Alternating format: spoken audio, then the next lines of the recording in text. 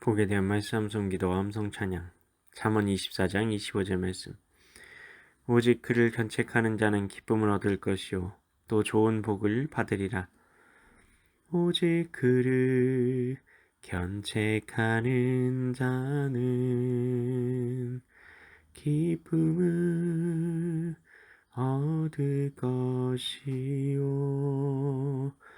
또 좋은 복을 받으리라. 또 좋은 복을 받으리라.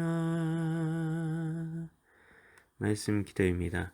하나님 아버지, 견책하는 자가 기쁨을 얻게 된다고 말씀하시는데 누군가에게 싫은 소리, 그에게 바른 말을 하는 것은 성경에서 비판이라고 하여 하나님께서 못하게 하시는 것 아닌가요? 왜 견책하는 사람이 기쁨을 얻게 된다고 말하고 복을 받을 것이라고 말씀하시는 것인가요? 그것도 굳이 오직이라는 말씀을 쓰셔서 견책 외에 다른 길이 없는 것처럼 말씀하시는 이유가 무엇인가요? 성경은 재판할 때 낯을 봐주는 문제에 대해 이야기를 하면서 이야기를 풀어갑니다. 낯은 사람을 뜻합니다. 낯을 봐준다는 것은 얼굴을 보고 라는 뜻입니다.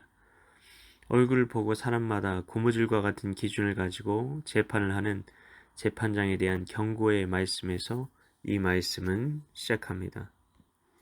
이 재판을 보고 있는 사람들이 있습니다. 그들은 온 국민입니다. 온 백성입니다. 사람에 따라 낯을 보고 재판하여 어떤 사람은 친분이 있으니까 무죄라고 하고 어떤 사람은 친분이 없으니까 유죄라고 선언하는 그런 사람은 국민적인 저주와 미움을 당하게 된다는 것입니다. 자신에게 유리하게 재판을 해주는 대가로 무언가 큰 것을 받는다면 백성들이 비난하는 소리쯤은 얼마든지 괜찮다고 생각하는 재판장이 있을 수도 있습니다. 그러나 하나님께서는 오직이라고 말씀하십니다. 그런 거 생각하지 말라는 겁니다. 그게 너에게 좋은 것이라고 생각하지 말라는 겁니다.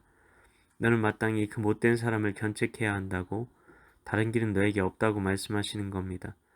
올바르게 심판하여 잘못이 있으면 그 어떤 사람이든 지위에 높낮이, 형편에 좋고 나쁨과 상관없이 판단을 내려야 한다는 것입니다. 재판장은 오직 하나님의 말씀에 따라 재판해야 했습니다. 그에게 다른 길은 없습니다. 이 길 외에 그가 축복을 받을 수 있는 다른 길은 없다는 것입니다.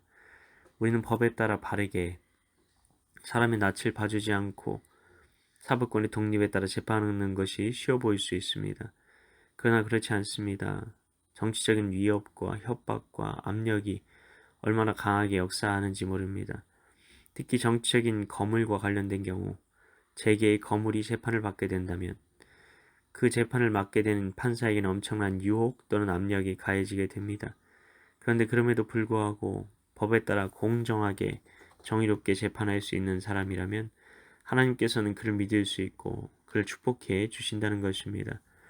우리는 하루하루를 살아가면서 어떤 기준에 따라 살아가고 있습니까? 상황과 사람에 따라 다른 기준을 적용하며 진짜 재판장이신 하나님의 말씀을 상황 논리에 따라 적용하며 살고 있지 않습니까?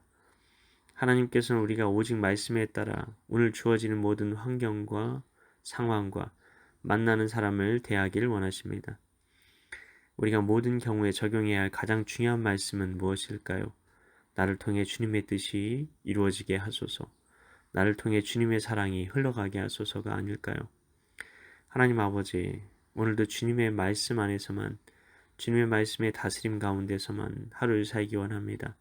내 뜻과 내 감정과 내 의지가 아닌 오직 주님의 뜻과 주님의 감정과 주님의 의지에 따라 오늘 하루를 살아 진정으로 주님 보시기에 착하고 충성된 종아라고 합격된 인생을 살게 하소서. 이를 위해 오늘도 말씀을 가슴에 새기고자 말씀 암송 기도와 암송 찬양 가운데 나아가오니 성령으로 임하사 말씀의 사람으로 오늘 하루를 살게 하옵소서. 믿고 감사드리오며 예수님 이름으로 기도하옵나이다. 아멘.